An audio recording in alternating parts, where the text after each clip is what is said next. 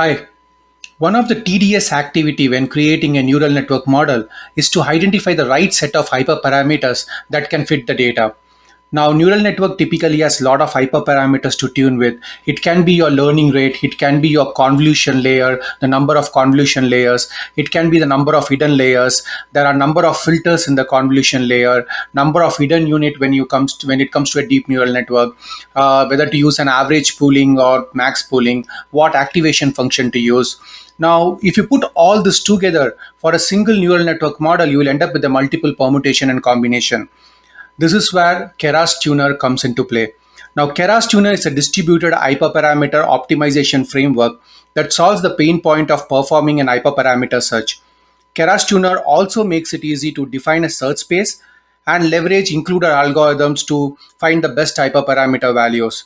Keras Tuner comes with multiple variants of tuner. It can be your Bayesian optimization, an hyperband, random search, and also it has a tuner for scikit-learn algorithm. Now let's get started I will show a demo of Keras Tuner. Let's get started seeing like how Keras Tuner can accelerate your hyperparameter selection in neural network, in a neural network model. So let's get started with the code. In this case, I am going to show a quick demo of Keras Tuner and how it can help accelerating the hyperparameter selection cycle. So just make sure that when you are loading Colab, you have a GPU backend. Keras Tuner basically is going to fit your data against multiple neural network architecture and multiple hyperparameters, which is a pretty compute intensive task. So you want to make sure that you have sufficient compute to run it pretty fast. So what I've done is I have set the GPU backend, and you can see basically a 16 GB of memory is allocated to it, and I have a Tesla P100 GPU. And once I have checked the GPU, I'm just installing Keras Tuner. Keras Tuner is the package that we are going to use for the hyperparameter search. So I'm importing it. I'm just installing it. Now, once that is installed, now what I'm going to do is I'm going to import TensorFlow, where I'm going to define my neural network architecture. And then I am importing TensorFlow datasets. Basically, TensorFlow dataset has a predefined set of dataset library. I'm going to use the fashion MNIST dataset from the TensorFlow datasets. You can also download the dataset separately and run it, but I'm just this is a convenient function that TensorFlow provides. And then I am importing from the Keras Tuner. I am importing the hyperparameters package to define the set of hyperparameters I want to tune the model against. Let me quickly run this, and post that what I'm going to do is I'm going to make sure that I have GPU allocated. So the TensorFlow experimental list physical devices will show me what devices is there for me in this environment. I have CPU and GPU both, and these two are nothing but the XLA compilers for CPU and GPU. It is more like optimized. It's going to optimize your neural network graph so that it can process it faster. Now, next what I'm going to do is I'm going to download the fashion MNIST dataset. So I'm using, as I said, I'm using TensorFlow dataset for that. And TensorFlow dataset, you can just say like which dataset you want to download. There are a lot of dataset, MNIST, Flower. We have a pretty good library of even NLP datasets. You can use it. Text datasets, you can use it. So I am using the fashion MNIST dataset over there, and I am downloading both the train and test split. Right, and I'm also telling like provide me info about the data set with info true, so that I'm capturing in a variable. It will just show me what are all the different information about the data set. So I'm printing the feature list, I am printing the number of classes are there and the class names. So if you see the output over here, we know fashion MNIST basically has 10 classes. So it has a image and label. Label is basically we have 10 classes, and these are the 10 classes. It has t-shirt, trouser, pullover, dress, and these are different 10 classes that are available. Now the data set is the output that has the data set, the actual fashion images. So what I'm doing is I am taking the data set 0 and 1. So data set 0, if you see, it's a trains and test split, right? The 0 is the train split and 1 is the test split. I am assigning it to two variables. So I have the train and test data set. Now further what I am doing is I am taking the test data set and splitting it to validation and test. So I'm telling like take the first 3000 and take it to the validation data set, and the next 3000 basically keep it as test data set. The reason I am doing it is I will be giving the validation data set during the model model training. So I want some separate data set from which I can really evaluate the models. So that's why I'm splitting it. So after I run this, I will basically have a train, test, and validation split, all three of it. Now, I just want to quickly visualize the output of this particular some 4 or 5 images of the dataset. So what I'm doing is I'm using Matplotlib library, and I'm using NumPy. And what I'm doing is from the training, I'm just taking the first 5 images and I'm iterating, and I am I'm just doing plotting the image over here, and I am printing the label, and also I am printing the actual name of the label. The label will be 0 to 9, but I am also printing what is the actual label. So once I run this, basically you can see over here, this is nothing but a label 4 coat, and the down one is basically a trouser, which is a label 1, right? So I'm just visualizing the data set, right? Now, what I want to do first is I want to create some multiple functions. The first function is going to scale the image. So the image, I want to scale the pixels between 0 to 1 so that my training is faster. So that's what I'm doing over here. I'm defining a function called scale, and I'm going to pass both image and label, and then only the image data I am just dividing it by 255, and it will return an image and label. That's the first thing I want to do. The next thing is I want to batch my data set. So what I'm doing is I'm defining a second function called get data set, and I am passing in a batch size. By default it's 64, and then I am taking the train data set, I am mapping the scale function. So whatever is coming in the input, that will get scaled, and then I'm shuffling it, and then I'm batching it. So that will be assigned to a train data set scale. Similarly, I have a test data set and validation data set. I just have to kind of shuffle the training data set, because my training must see random batches, but I don't really want to shuffle my test and validation. It does not make any sense. And then I'm returning all the 3 scale data set. So this is the second function I am creating. Now, coming specific to Keras Tuner, if you see, I have imported the hyperparameters package on the top. This is where I define what are the different hyperparameters I want to search my neural network architecture on. So what I'm telling is, for learning rate, put like point not one and point not one. These 2 learning rates, search for it. It's a choice, right? So basically it will only be searching for this and that, right? When I say integer, it's going to search for a range of values. So in this case, I'm telling like convolution blocks, put for 3 and 4, right? Between 3 to 4, I can give 3 to 10 as well. So it's going to define 10 different convolution block structure, right? But here I'm telling, because I want to run it faster, I'm just telling search for 3 and 4, and the default is 3. And similarly, the hidden size layer, so the final layer where I flatten it out, I'm telling like, okay, search for hidden size between 128 to 256, and then basically I'm telling you increment in step 64. So what I'm telling is, like, after 128, the next hyperparameter you want to try is 128 plus 64. So these are different hyperparameters I'm going to search on. Now, when you're searching for a real complex problem, you want to give a larger search space. But since in this case, I don't, just for a demo, but still we are going to get a pretty good model. It's going to go and perform searches for these different combination and identify the right neural network architecture that fits the data. So let me run this hyperparameter, and then I'm going to define a function. And this function is basically this to build the model, right? So basically I have to define the base model. So what I'm doing is, the very first thing I'm defining input over here. I'm telling it's a shape 28 comma 1, and that's what the fashion MNIST dataset image size is. And then if you see over here, I am iterating to the ranges of blocks. So the convolution blocks, when I say like hp.get convolution blocks, it's going to say, okay, 3 to 4, that is only like 2 ranges, 3 and 4. But if I say 3 to 7, that is like 3, 4, 5, 6, 7. There are 5 ranges. So it's going to iterate 5 times. So it may create 5 layers at that time, right? So here I'm telling, like, just iterate to the convolution block for range, and then filters, right? The second is the filter. I'm telling the filters I didn't define as a hyperparameter separately. So here I'm telling in the filters, try filter size 32 to 256 in the each convolution layer, and with step 64. So it's going to try 32 filter size. It's going to try 96 filter size. It's going to try like whatever, like 92, 96 plus 64. So it's going to try multiple filter sizes over here, and I'm giving a string of I, because each name in the layer has to be unique. So I am attaching the string of 5 that I'm getting here, right? So this is going to try different filter size out. Then again I am like kind of iterating multiple times to check to basically assign the batch normalization, the review layer and everything.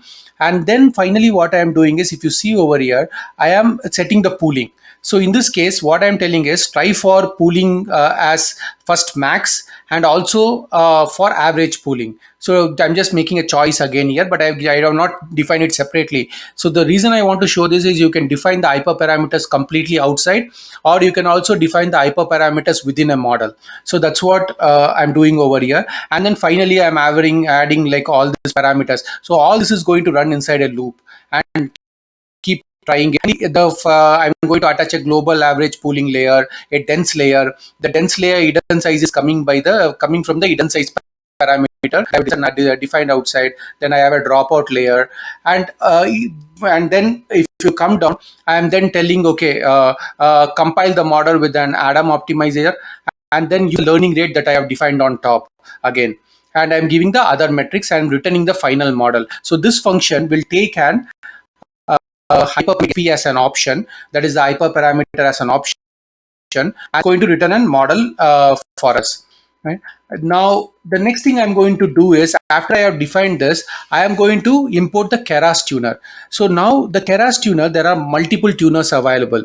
There is an Bayesian optimization tuner, basically that does a tuning based on the Gaussian process, right? There is a random search tuner. There is an hyperband tuner. So the hyperband tuner is based on the hyperband algorithm. You can read about the algorithm online. There's a paper over there. I'm going to use the hyperband in this case, but you can also use a Bayesian search or a random search over here. Now what I'm doing is, the very first parameter I'm calling the build model. Build model is the function I have defined over here, and this will return a model object.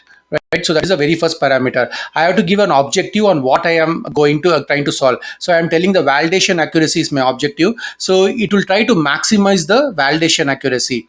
The hyperparameters is the different hyperparameter I defined on the top, like convolution layers and the hidden layers and everything. I am giving over here. I am telling like try for maximum epochs 5. So this also you may want to increase depending on the complexity of the data set. But in this case, I'm telling like just run for maximum 5 epochs. And the hyperband iteration is nothing but the number of times basically you are trying to iterate over the full hyperband algorithm. So I'm giving 2. Maybe this also you may want to tune in the real world data set.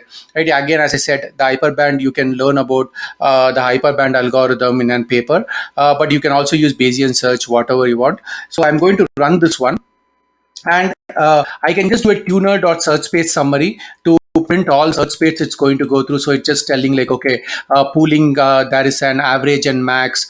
There's a filter which is like minimum value is 32 and 256. So it's going to just print all the hyperparameters that are there based on our model over there. Right now, this is just an output. Now what I'm next going to do is, I'm going to perform a search on the hyperparameter. So I have my get data set function which returns an scaled version of training, test, and validation. I'm just calling this. This gets assigned. I'm going to cache both of this data. So when I cache, it's going to go into the GPU memory in this case, because like I'm having a GPU accelerator. And then what I'm doing is tuner. Tuner is the object that we defined on the top here. Right, that's it. That is a tuner hyperband, and then I'm taking the tuner, and then I'm giving the training data set. I'm giving the validation. I'm telling for again epochs 5, and then I'm just doing an early stopping over here in case like if I don't see much improvement, just do an early stopping and come out. That I'm given a patience level as 1. So let me run this one.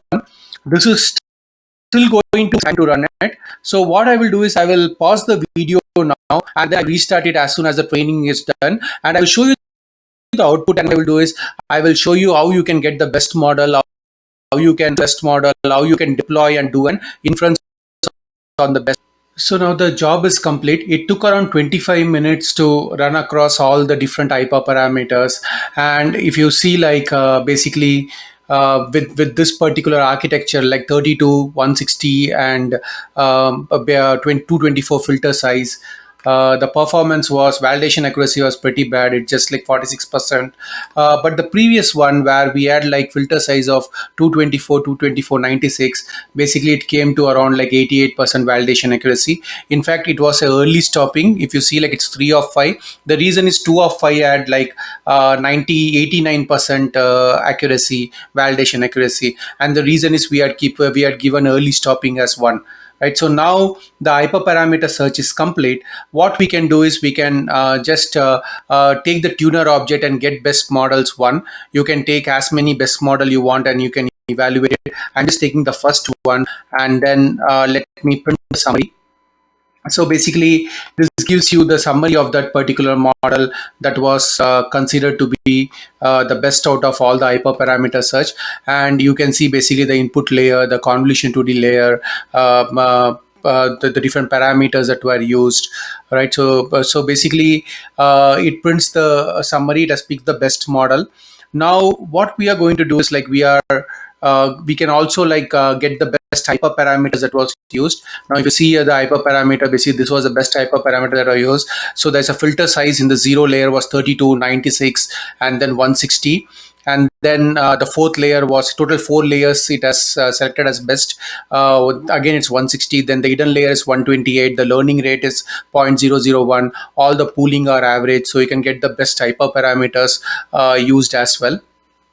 Now, I can print the entire result summary, not only the best model, and it will give you all the summary. It will rank order different runs and different architecture. So you can go and quickly visualize this particular output. Right, so that is also something you can do. Now, what I'm going to do is I'm going to save this particular model. I'm just telling like best model dot save, and then I am saving this particular model in a temporary location. Let me quickly see like how my GPU utilization is, and around like 2.6 GB is utilized out of 16 GB.